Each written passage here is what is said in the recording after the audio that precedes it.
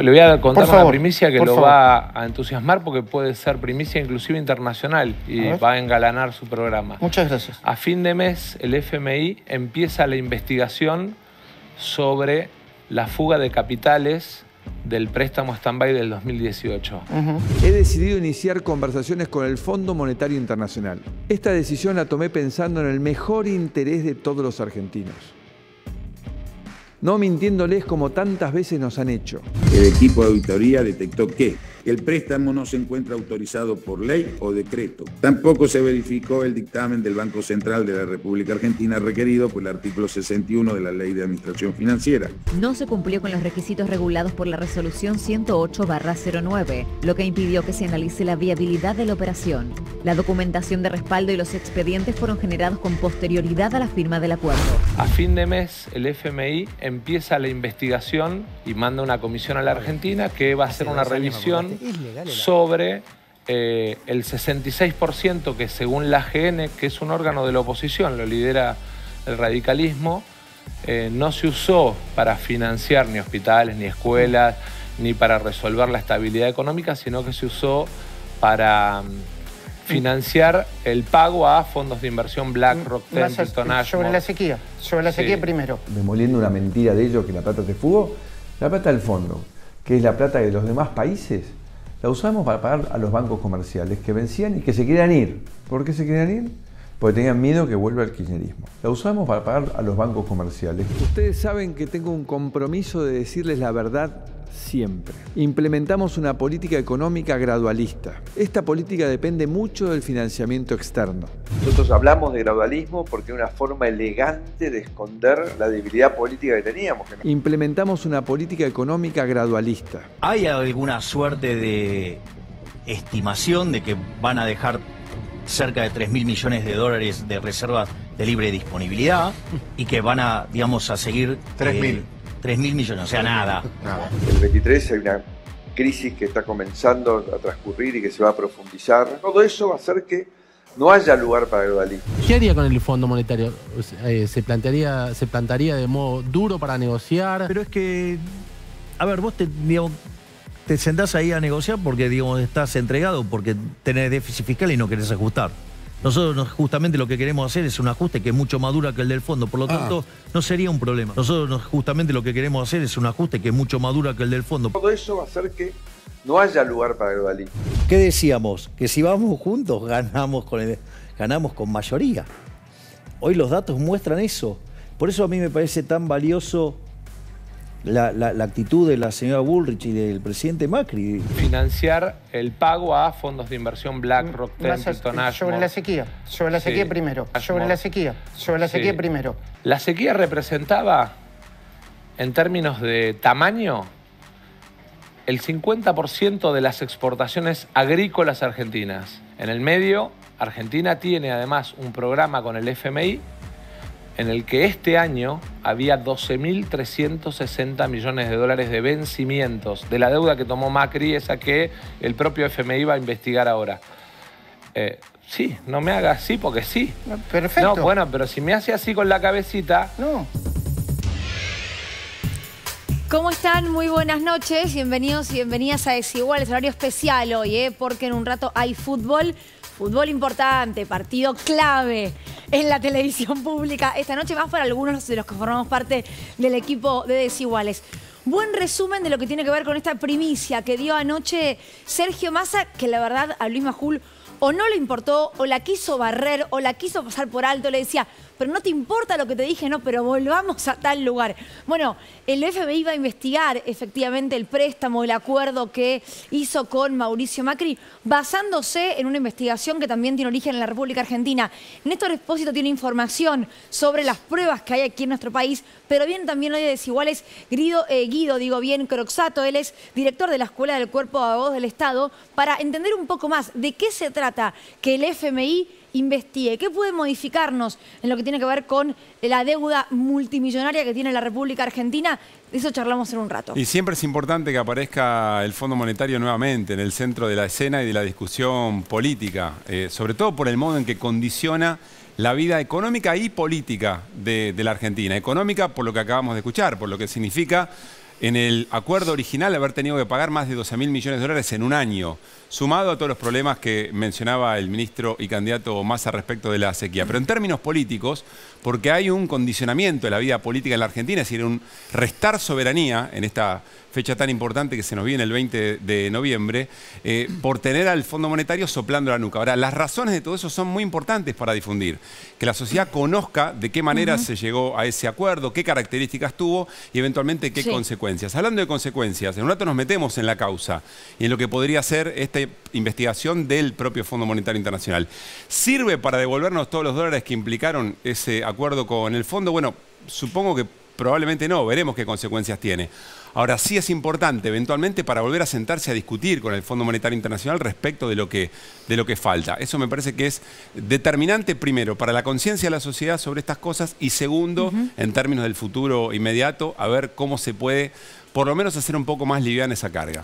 También viene Julia Estrada hoy a Desiguales, diputada electa de Unión por la Patria en la provincia de Buenos Aires, porque más allá de que siempre habló mucho del Fondo Monetario Internacional y va a ser interesante ver qué opina en este momento, está militando el voto a voto, la gran catopodis, ¿no? Diríamos de alguna manera, eso de salir, de hablar con cada uno de los ciudadanos, ciudadanas a pie con los que se encuentra en gran parte, en ese caso, de la provincia de Buenos Aires, pero interesante también lo que está pasando en provincia de Buenos Aires con legisladores de La Libertad Avanza, porque todo está en modo 19 de noviembre, segunda vuelta, balotaje, como cada uno quiera llamarlo. Y emitieron hoy un comunicado, 8 legisladores, de creo que son 13 o 15, corregime Nico, electos de La Libertad Avanza para formar parte del Congreso bonaerense, y dicen, una Argentina distinta es imposible con los mismos de siempre.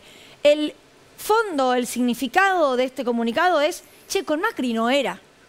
Con Macri no era, y no solamente con Macri no era, con Macri no era y nadie nos contó nada, nadie nos dio ningún tipo de indicación, nadie nos dijo por qué ahora nos corrieron de todo lo que tenía que ver con el armado. Por ejemplo, yo escuchaba un legislador que decía, yo me encargaba de las boletas.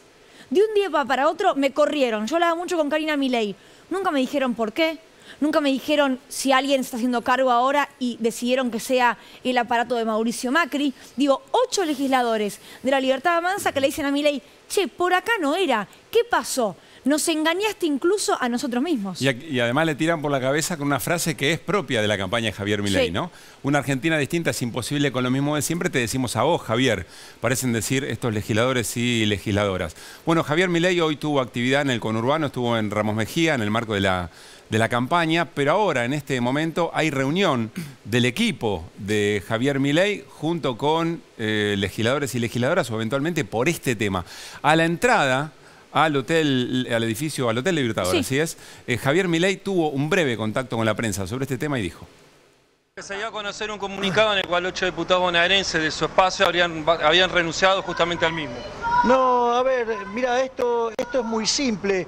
O sea, es algo que señalan en contra, digamos, de si tenemos un acuerdo con parte de Juntos por el Cambio, y en realidad lo que nosotros hemos recibido de Juntos por el Cambio es un apoyo incondicional, por lo tanto, y no hay ningún tipo de acuerdo. O sea, no hay acuerdo, no hay puntos acordados, nada. No, por eso, o sea, es sobre algo, digamos, verdaderamente abstracto, porque es sobre algo que no existe, pero bueno, que fue instalado y operado, y bueno, entonces surgen este tipo de cosas, pero es abstracto, no tiene sentido.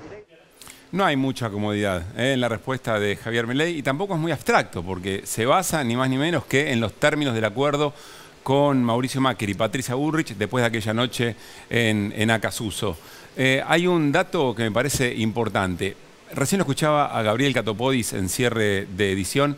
Él decía, acá no hay un tema de matemáticas, no es contando linealmente lo que pasó y lo que puede llegar a pasar. Esto tiene que ver con otras cosas.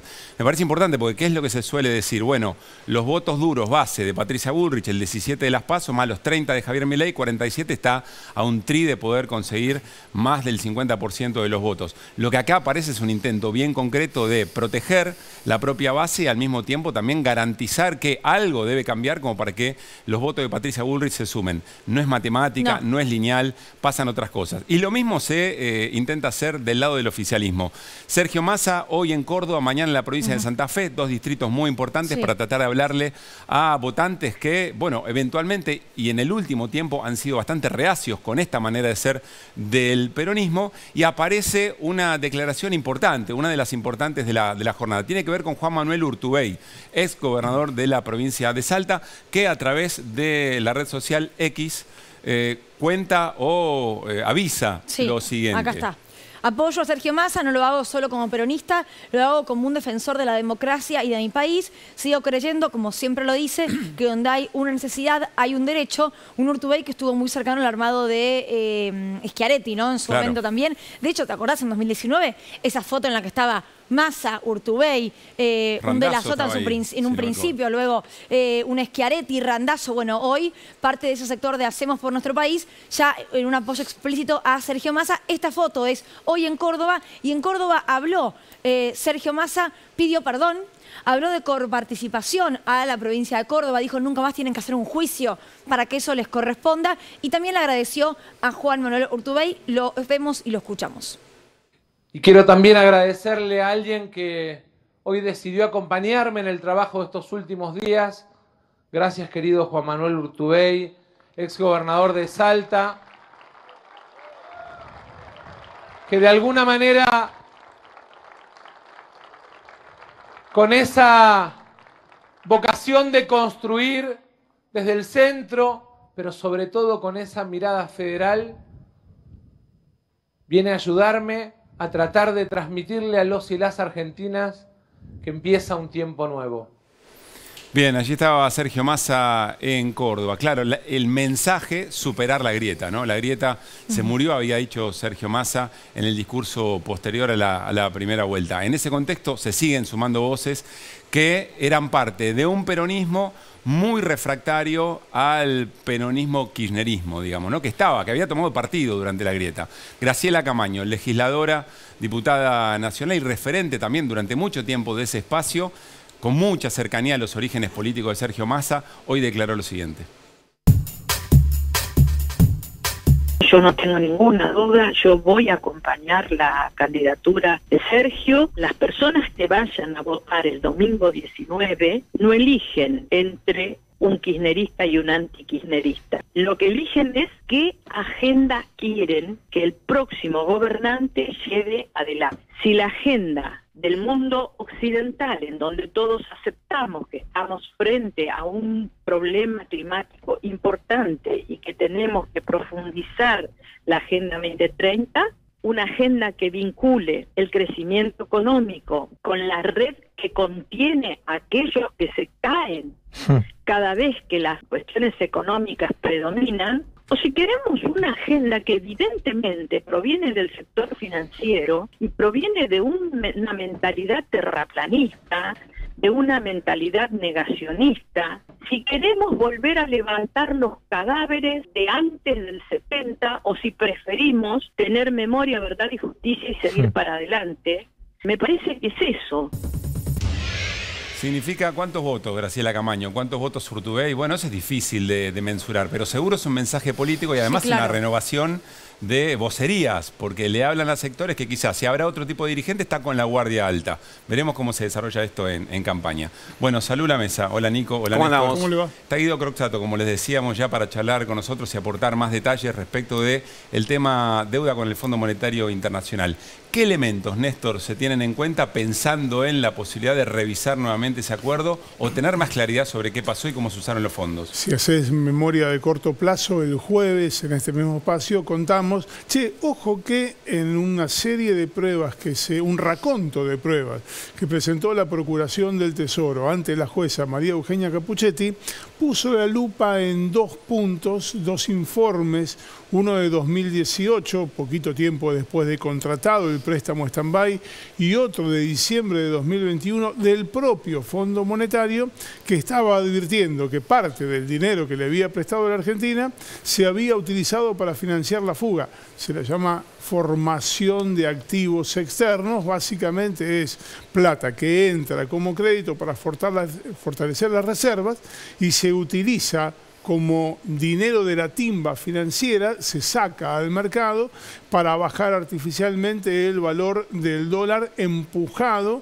en su cotización al alza por los capitales especulativos. Bueno, esa parte de ese dinero es la que salió al mercado, hizo bajar el precio. Cuando el dólar bajó, ¿lo compraron quiénes? ¿Mi tía Pocha? ¿Mi tía Eulalia? No, la compraron los mismos que especulan con ese dinero y como entró, salió. Esa es técnicamente la fuga. Te hablábamos de esos 2 informes, pero mirá esta placa, porque la Procuración del Tesoro presentó papeles y papeles y papeles a lo largo de 4 años. Mirá, hay un informe del Banco Central llamado Mercado de Cambios, Deuda, Formación de Activos Externos 2015-2019 que detalla el propio Banco Central cómo ese dinero circuló, ingresó por un lado y salió por el otro. Hay una auditoría de marzo de 2021 de la SIGEN, la Sindicatura General de la Nación, que cuenta lo mismo. Hay los 2 informes que te contábamos recién, el informe País del 17 de octubre de 2018, recordá, el préstamo se contrató en mayo de ese año, pasamos a la siguiente placa. Hay un segundo informe del Fondo Monetario, ese segundo informe es de diciembre de 2021, ya durante el actual gobierno, los 2 informes dicen lo mismo. Hay un informe de la Caja de Valores, que es lo que opera en bolsa, ese informe es de junio de 2022, también confirmando esto, y finalmente esta resolución de la Auditoría General de la Nación que firmó en disidencia el representante de Juntos por el Cambio, Miguel Ángel Pichetto, que aprobó por mayoría una auditoría especializada sobre el impacto en la solvencia y la sostenibilidad, eso quise decir, en el periodo auditado, que es 2018-2019, el periodo de vigencia del desembolso más grande del Fondo Monetario Internacional. Todos están confirmando por una y otra vía, y todo esto está en una causa judicial, que la plata del fondo no vino para hacer ni puentes, ni carreteras, ni mejorar los trenes, que como entró, se terminó yendo. Ahora, Guido, te hago una pregunta más a todo lo que cuenta Néstor. ¿Esto es lo que el fondo va a investigar o qué va a investigar? Bueno, está bien la pregunta. Una cosa es la Oficina de Evaluación Independiente, que el fondo la crea, digamos, está vinculada a la historia de Argentina, pero no a este préstamo, sino al megacanje de la Rúa. Y me parece que es un pie interesante porque hay una continuidad. Antes ustedes hablaban de que la grieta se está muriendo, lo cual está muy bueno, pero la deuda no. La deuda sigue, la tienen que pagar los argentinos y puede durar un siglo, la van a pagar nuestros nietos y es un problema estructural de la economía. La Oficina de Evaluación Independiente está vinculada al megacanje de la Rúa y fue una puerta que encontró el Fondo Monetario Internacional frente a las críticas que había en ese momento cuando gobernaba Duhalde, para asumir una cuota no muy grande de responsabilidad y para evitar que se hiciera justicia en la Argentina. Por eso le pide el Fondo Monetario a Duhalde que derogue la ley de subversión económica, que era una ley que el FMI nunca había cuestionado, pero tenía miedo los funcionarios en ese momento que algún juez valiente en lo penal económico la empleara para investigar la fuga de capitales que él está mencionando. Ajá. Esto es como un déjà vu, estamos parados de vuelta en la misma situación un montón de tiempo después. Yo le contaba a uno de tus compañeros, me parece que la anécdota es simbólica y es interesante. Cuando en el 2003, creo que fue ese año, en el Salón Blanco, Kirchner anuncia el pago, la misma semana que Brasil, de la deuda externa, yo era pasante de La Baña, del equipo de La Baña. Para mí la anécdota es importante y creo que es simbólica y es aleccionadora. La Baña le entrega un informe al presidente, Kirchner lo lee y se lo devuelve y le dice esto es muy light con las responsabilidades del organismo. Eso se llama análisis 2, informe deuda externa FMI. Al día de hoy es el informe que aparece publicado en el Ministerio de Economía. Pero a Kirchner no le había gustado ese informe. Entonces era muy livianito. Era muy light con la responsabilidad del FMI. Entonces él le dice a Nielsen, que era el secretario de Finanzas de ese momento, de quien yo era pasante, que lo redactara de nuevo. Estuvimos un año con Sergio Chodos, que es el actual director argentino ante el FMI. Estuvimos juntos. Yo era un pasante perdido en la tormenta, escribiendo juntos con Chodos y con Nielsen, obviamente, que me enseñó un montón sobre economía nacional y quiénes están del lado de la Argentina y quiénes no. Cuáles son los negocios financieros tremendos que hay detrás de la deuda externa, que es lo que hay que explicarle a la ciudadanía en un lenguaje coloquial, porque si no repetimos una y otra vez el mismo error. Y por eso Macri tuitea tan nervioso 11:30 de la noche. Porque el FMI ve que la causa en la Argentina no avanza, pero en todo caso, si es tan evidente que se cometió algún delito, si yo asumo alguna especie de responsabilidad o de crítica, me desligo también de cierta responsabilidad, porque evidentemente el préstamo tuvo una intencionalidad coyuntural. Pero termino la anécdota anterior. Nosotros estuvimos un año reescribiendo con Chodos ese informe, yo soy abogado, aprendí con ellos economía y aprendí un montón, sobre economía nacional, con Lavagna sobre todo, ¿no? Que es un defensor de la soberanía nacional y es el mismo equipo que tiene el ministro Massa hoy, las segundas líneas, quiero decir, yo lo conozco a todos porque son el mismo equipo que tenía Lavagna en su momento. Estaban reescribiendo ese informe, que para Kirchner era muy livianito respecto a la responsabilidad del fondo. Ese fue el momento que a mí me enamoró el kirchnerismo, para decirlo directamente. Yo vi que no había ninguna cámara, digamos, le dice esto es muy light, hay que escribirlo de nuevo. Y se lo da un ministro. El ministro se lo entrega a su secretario de Finanzas y el secretario de Finanzas nos lo entrega a Chodos, que era asesor, y yo, que era pasante. Y entre los dos estuvimos un año reescribiendo duramente, digamos, para que la ciudadanía conozca las responsabilidades en serio del organismo de la crisis argentina. ¿Por qué le pide al país que derogue la ley de subversión económica, que era una ley de la dictadura, pero que el organismo jamás había cuestionado y se acordaron justo en ese momento? Porque podía ser utilizado en su por los contra, jueces digamos, argentinos para que los cómplices de la fuga de capitales en la Argentina fueran presos. Entonces, para evadir esa responsabilidad, pidieron la derogación absurda en el medio de una coyuntura de una ley que el organismo no había cuestionado. Nosotros lo escribimos todo eso en el informe. Hasta un diseñador gráfico se contrató, estaba diseñada la tapa, entre paréntesis dice versión actualizada, es el eufemismo que encontramos, digamos. Nunca se publicó. Esto es lo que a mí me parece intenso frente a la ciudadanía, quiero decir. ¿En qué año debería haberse publicado? Y nosotros lo terminamos de escribir 2 o 3 años después. Néstor, yo ahora estuve en Santa Cruz y dejé una copia del informe porque me parecía importante por lo menos cumplir con lo que es una línea de política de Estado. Es decir, si vos defendés la soberanía, no podés esconderle a la ciudadanía esa información que es tan sensible y que permite que uno no repita una y otra vez el mismo error. Nosotros vemos que hoy hay ministros como Duhovne, que está imputado en la causa de Capuchetti, que no avanza, y hay un montón de observaciones que uno podría hacer. La primera es institucional, son los voceros de la República continuamente, ¿no? Las instituciones. Pero Duhovne llevó a Lagarde a tomar café a la Universidad de Itela cuando el lugar a la que debería haber llegado era el Congreso de la Nación. Y el ministro Guzmán con el gobierno tuvo que sacar una ley para respetar la Constitución, que en realidad es una cuestión bastante obvia. Respetamos la Constitución o nos llenamos la boca hablando de la Constitución y hacemos después cualquier cosa. Ahora, Guido, teniendo esa experiencia y escuchando lo que dijo Sergio Massa ayer, ¿cuál es la diferencia para vos entre 2003 y 2023 o 2024, cuando se pueda llevarse adelante? A mí me parece muy bueno lo que dijo Massa ayer, me sorprendió y me parece alentador, porque de alguna manera es poner el dedo en la llaga otra vez. No es un tema menor para la economía nacional y evidentemente que el fondo reactive la Oficina de Evaluación Independiente otra vez respecto de la situación argentina va a establecer una especie de continuidad, pero eso no está vinculado directamente a la causa que tiene Capuchetti, que claro, es una son jueza caminos paralelos, digamos. Es una jueza independiente, ella va a decidir cuándo llamar a declarar a los imputados. O sea, yo me pregunto y les pregunto y le pregunto a la gente que nos está escuchando, a cualquiera de nosotros por cualquier tontería, muy menor frente a endeudar a 100 años masivamente un país que condena a la pobreza a la mitad de la población, nos llaman a declarar en cualquier momento. Yo no entiendo cómo todas estas personas, ninguna es llamada a declarar hace 2 años. ¿Mauricio Macri tiene miedo por esto, decís vos? A mí me sorprende, yo no sé si tiene miedo, me llama la atención la rapidez con la que reaccionó 11:30 de la noche ayer cuando se mencionó esto.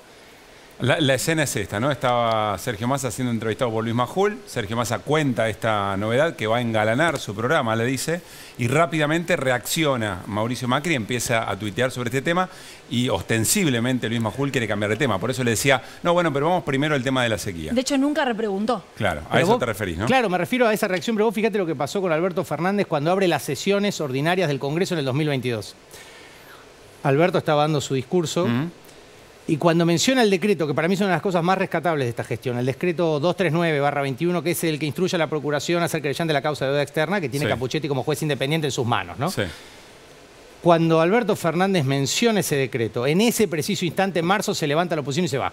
Entonces, para mí sí hay una continuidad. Ahora, Macri se menciona este tema, no cualquier otro, donde están imputados por fraude al Estado, por incumplimiento de los deberes de funcionario público, no solo Macri, sino Sturzenegger, que Milei lo mencionó como su posible ministro de Economía.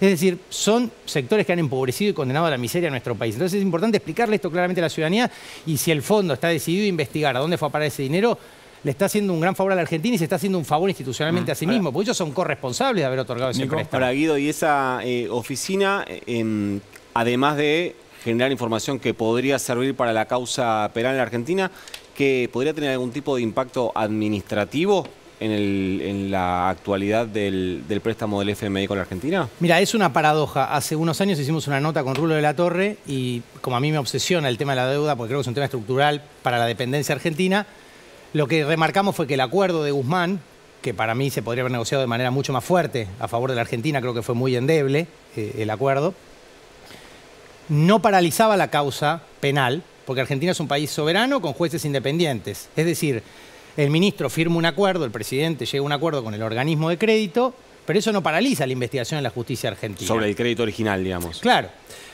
Ahora, a mí lo que me parece interesante es que el Fondo Monetario decida per se profundizar sobre el destino de esos fondos. Y hay cuestiones que seguramente nos trascienden, pero no es porque la causa esté avanzando. Yo te vuelvo a preguntar a cualquiera de nosotros, si vamos a pedir un crédito a un banco para refaccionar, comprar un auto, lo que sea, te pide una lista de requisitos así. La forma, yo se lo respondí a Werner en una nota en página 11, la forma en que el préstamo fue otorgado incumple con los estatutos del Fondo Monetario, con la legislación argentina. El tema es que después los que endeudan a Argentina violando la Constitución se llenan la boca con las instituciones y la República y nos han endeudado de una manera que condiciona mucho el desarrollo argentino. Néstor, te lo pregunto a vos, tiene que ver, está relacionado con lo que estamos hablando. Mauricio Macri y este tipo de causas son las que lo obsesionan de cara a lo que puede ser un próximo gobierno. Hay una serie de artículos publicados en medios que no le son para nada hostiles, La Política Online, La Nación Más, el diario Clarín, en los que concretamente lo que está diciendo le atribuyen a Mauricio Macri una frase que si gana Massa me tengo que ir del país. Esta es la frase que se le atribuye a él y que habla de una cierta inquietud por lo que podría pasar en el frente judicial, que durante los últimos 4 años lo mantuvo blindado ante cualquiera de estas cuestiones.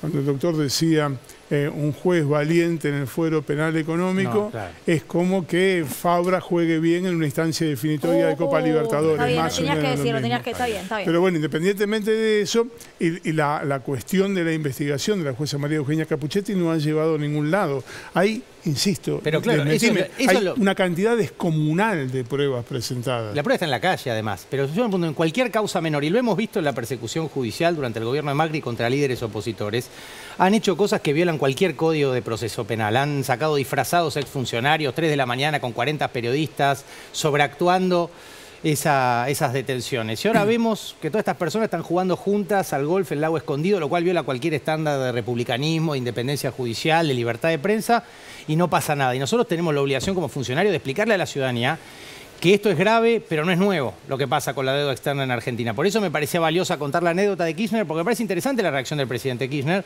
cuando le pide a la Baña que rehaga el informe, y se rehizo ese informe.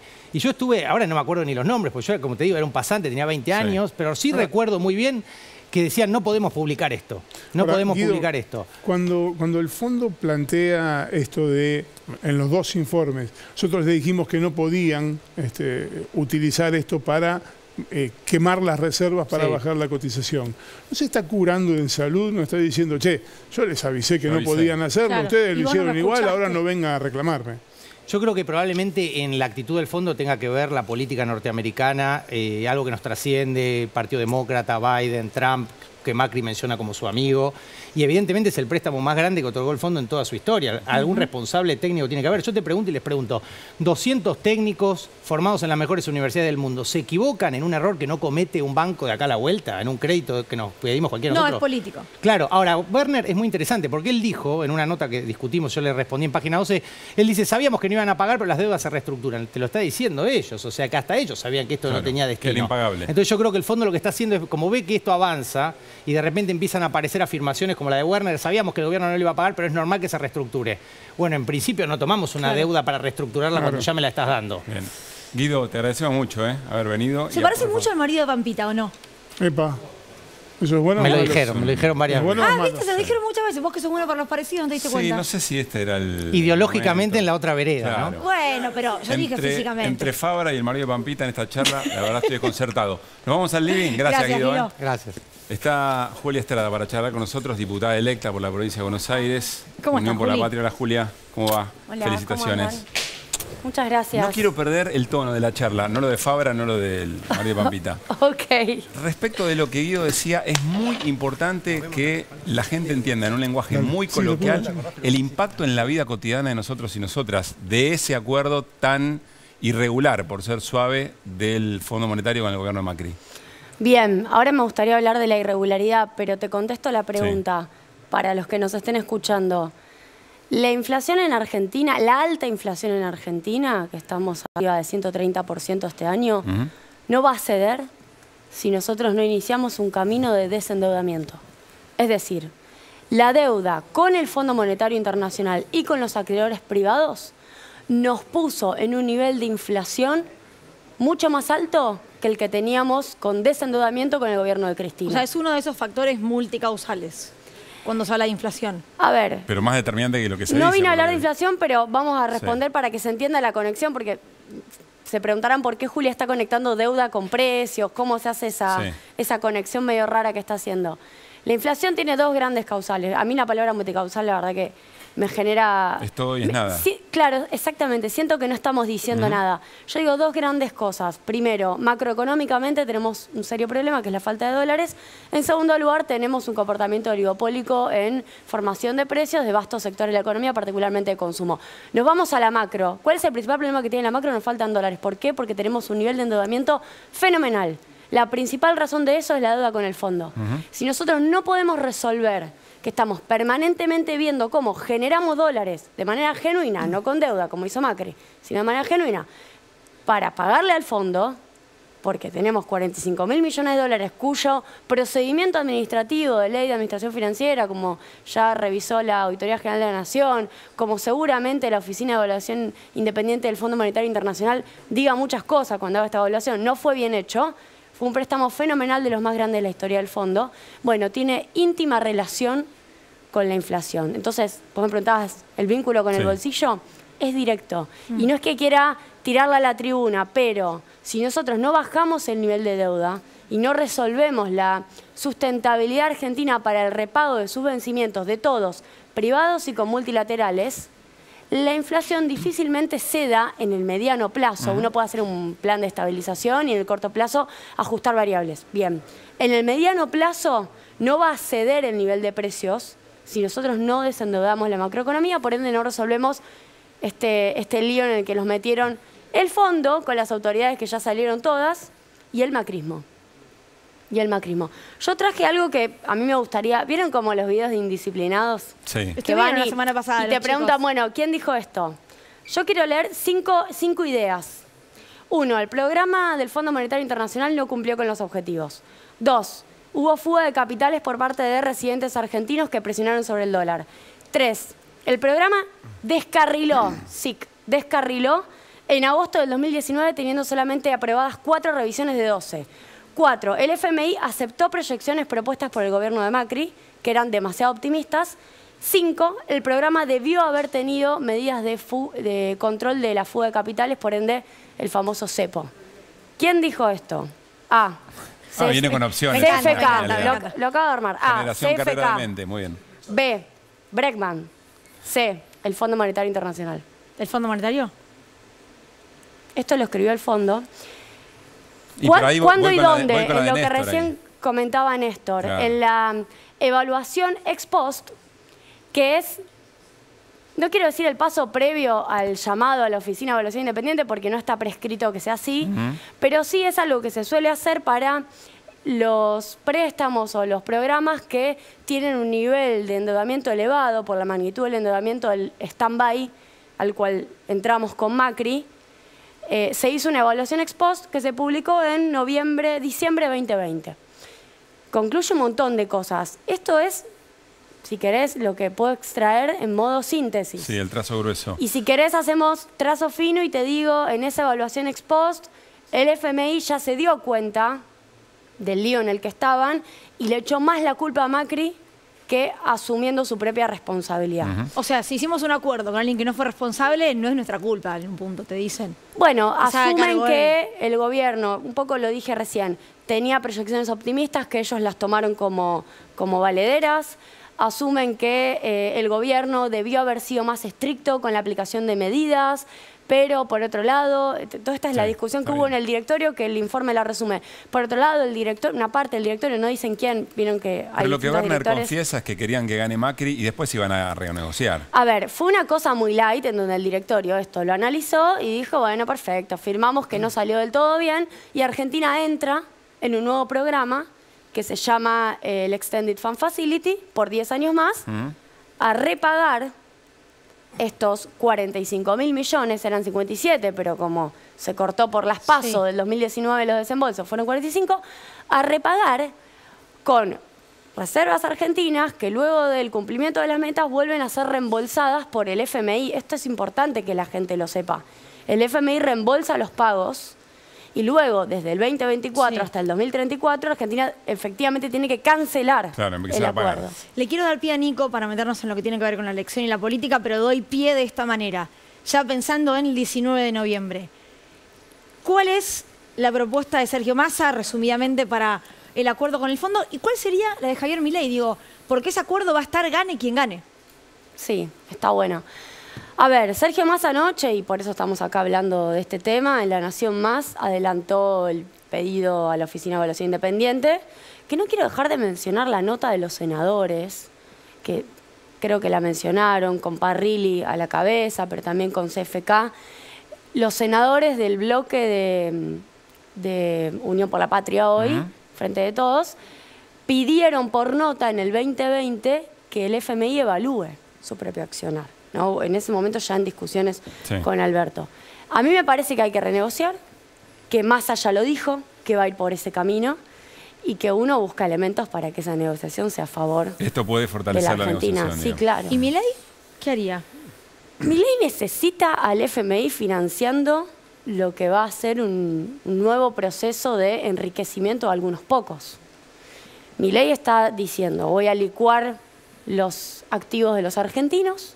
Cuanto más suba el dólar, dijo, antes de que lo callaran, antes de que le dijeran, bueno, no digas tanto lo de la dolarización, cuando todavía era Milei, ahora está procesado por la maqueta de Juntos por el Cambio.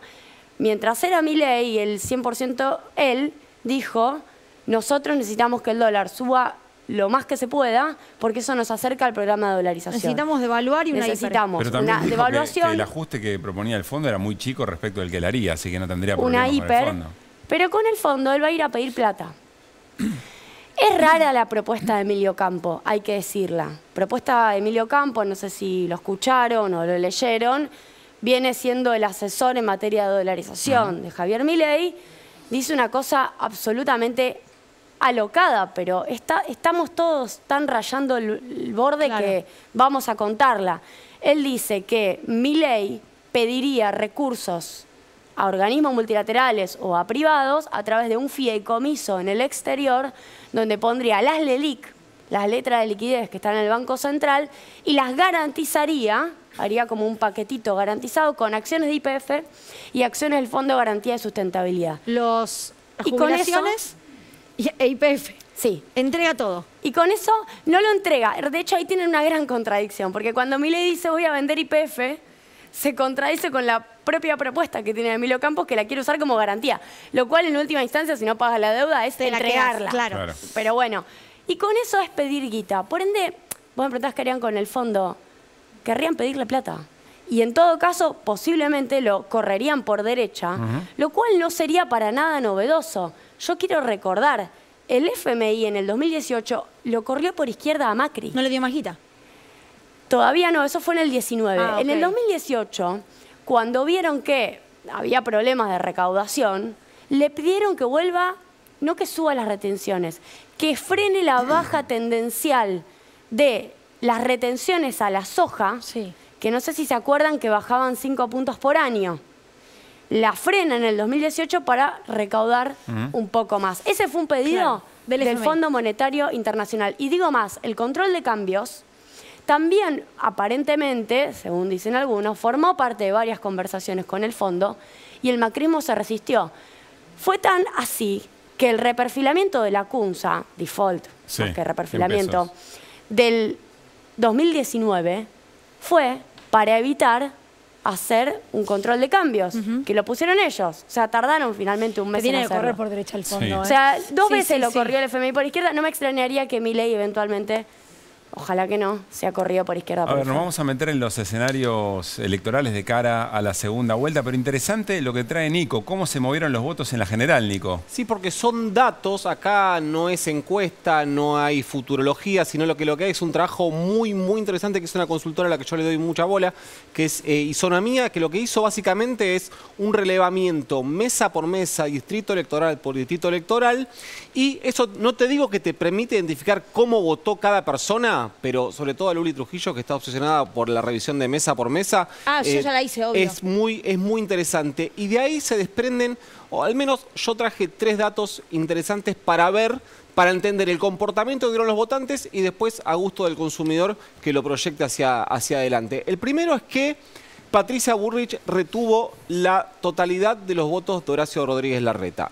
Primera lectura ahí, el voto blando amarillo no se dispersó. El voto blando o el voto paloma de Juntos por el Cambio votó a la halcona en las generales cuando había una posibilidad. Hay un margen muy chiquito que se fue a Javier Milei, pero digo, lo contuvo en la totalidad. Con quien sí perdió votos, y esto es interesante, es Patricia Bullrich. Hay un porcentaje de votos de personas que votaron a Bullrich en las PASO y en las generales se fueron a Milei. Chiquito, y ahí se verifica la diferencia de puntos de Bullrich sola con la suma Bullrich más Larreta de las PASO. Es decir, retuvo la totalidad de los votos de Larreta, pero perdió votos propios. Personas que le habían votado a ella en la apuesta a lo ultra ganador, se fueron con Javier Milei. Primer dato. Segundo dato, la totalidad, o por no decir el 95% del crecimiento que tuvo Sergio Massa o Unión por la Patria entre las PASO y las generales, que fue por lejos el candidato que más subió, se explican casi en la totalidad, casi exclusivamente con votos nuevos, votos de candidatos que quedaron fuera de las generales, es decir, que no superaron las PASO, y personas que en las PASO habían o anulado su voto o habían votado en blanco. ¿Qué quiero decir con esto? Totalidad de votos nuevos, es decir, no pescó, no robó de ninguno de los candidatos y las candidatas que fueron sus rivales en las generales. Esto es interesante porque ahí refleja una foto que tiene que ver con el balotaje.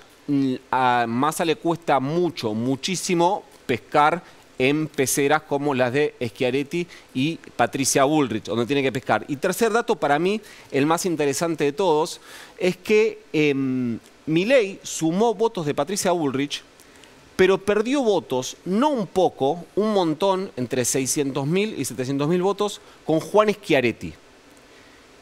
Yo le llamo el voto debate, porque realmente me cuesta mucho encontrar cualquier otra lógica que tenga que ver con la campaña, con las propuestas. La verdad es que la campaña de propuestas la reflejó muy bien en las encuestas. ¿Qué quiero decir con esto? Hay 600.000, 700.000 personas que son casi linealmente lo que creció Schiaretti entre las PASO y las generales, que o se asustaron de las propuestas de Milei, de las PASO a las generales, o por alguna razón se enamoraron de la propuesta de Schiaretti que quedó fuera del balotaje. Y ahí hay dos posibilidades de cara para proyectar ese voto al balotaje, y con esto cierro. O siguen en la línea del miedo y son votos nulos o votos blancos, o en el mejor de los casos para Unión por la Patria, votos a Massa, o vuelven a hacer lo que ya hicieron en agosto. Es decir, son personas que ya pusieron una boleta de Javier Milei adentro de una urna, podrían volver a hacerlo. Julia, antes de cerrar, y estamos a días del debate, a casi 2 semanas del balotaje, estás recorriendo la calle. ¿Qué estás viendo? Sí, de hecho subí hace un ratito un video hablando sobre el tema subsidios, que hoy Massa en Río Cuarto estuvo anunciando también en el marco de la federalización y de la búsqueda de votos en el interior del país, en este caso en Córdoba. Yo lo que veo es que de parte de La Libertad Avanza y la fracción de Juntos por el Cambio que fue con Milei, no la totalidad, se está buscando recrear una lógica peronismo-antiperonismo, ¿no? La casta ya no va más, y ahora el problema es el peronismo. Y yo creo que nosotros tenemos que lograr sostener el nivel de dinámica que tuvimos hasta las generales. Cuando hablo del nivel de dinámica, digo hablando con la gente, porque creo que lo que nos dio la posibilidad de volver a entablar una conversación, porque yo creo que las elecciones se ganan cuando, sobre todo nosotros, digo, las ganamos cuando logramos tener una conversación con el electorado. Posiblemente ellos las ganan incentivando el odio. Para nosotros el odio nunca es un motor. Y para nuestro electorado tampoco. Esto lo vengo comprobando. Los que nos votan están buscando una razón positiva para votarnos. No están viendo cómo destruyo al otro. Sí te puede generar miedo y preocupación Milei. Pero no odio. Pero no odio, no odias a Milei. Te genera miedo, te genera preocupación. No querés un país en donde él sea presidente. Y sí me parece importante que esa conversación social la volvamos a construir. A mí me pasa que explico economía, hago el esfuerzo de hacerlo, incluso con gente de a pie, y hay buenos resultados. Quiero decir que hay buenos... Bueno, ya me escucharon a mí hablar. Candidata, por eso sos diputada electa, ya no más candidata. Juli, gracias como siempre por haber venido. Muchas gracias. Bueno, vamos al corte, y volvemos enseguida, dale. Soy Tomás de Concordia y amamos ver televisión pública.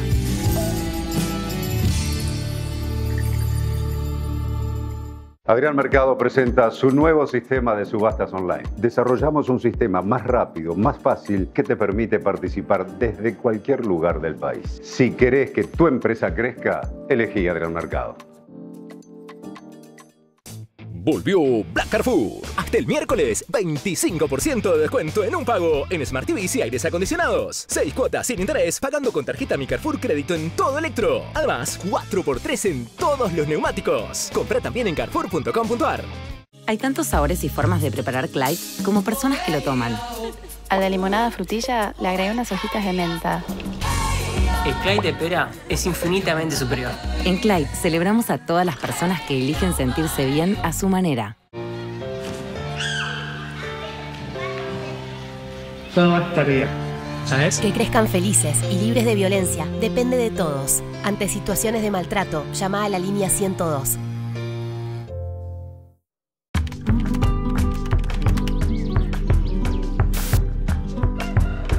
El que llega a -5. Llega 6 menos 5. La que le lleva las facturas a los fiscales. Todos ellos, todas ellas, comparten hace 40 años un mismo ritual. Este 19 de noviembre vamos a seguir compartiéndolo. Seamos cada vez más los que votamos por la democracia. Elecciones 2023. 40 años de democracia. Argentina Presidencia. El Cyber Monday de Musimundo es parte de tu mundo. Este 6, 7 y 8 de noviembre, disfruta de hasta un 40% de descuento y hasta 6 cuotas sin interés con tu tarjeta de crédito en productos seleccionados. Musimundo, parte de tu mundo.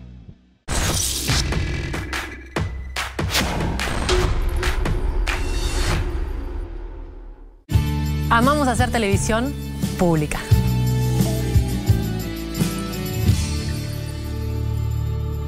¿Pensás que las subastas no son para vos? Son para todos, porque podés comprar y vender desde donde estés de manera rápida, fácil y confiable. ¿Querés participar de nuestra próxima subasta? Volvió el auténtico Black Friday a todos los Changomás y Punto Mayorista. Hasta el 8 de noviembre, aprovecha 50% de descuento en la segunda unidad de pastas secas, perfumería y limpieza. Leche Check a 419 pesos. Y no te pierdas el 30% de descuento en todos los aires acondicionados y Mundo Gamer. Aprovechalo también en masonline.com.ar. Está bien ser tal como sos. Como José, que calcula siempre para 10 cuando son 3. Sertal sabe que está bueno ser vos mismo. Sertal Compuesto, con su doble acción antiespasmódica y analgésica, actúa en el foco del dolor. Qué felicidad sentirse bien.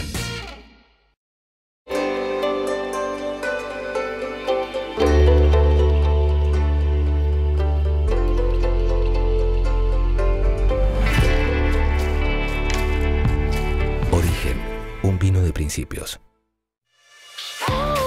Todas las axilas merecen el mejor cuidado.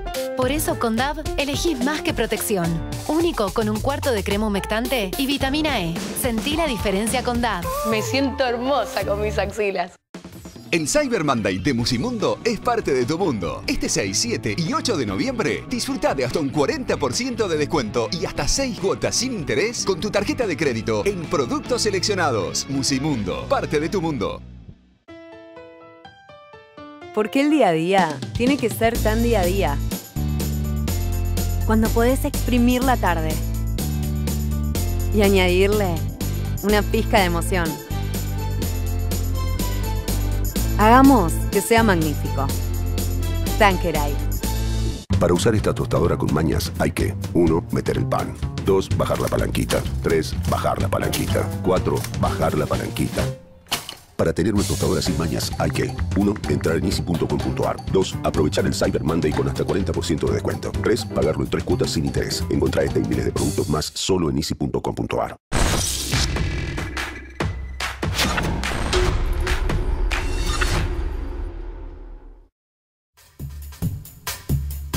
Bueno, muy bien, nos estamos despidiendo. Quédense porque la televisión pública se define, el campeonato y todas las cosas que están en juego. Se viene Banfield Colón. Partidazo. Sí. Vos lo ves, hincha de Vélez. No te hagas. Mañana 9 de la noche seguimos haciendo Desiguales.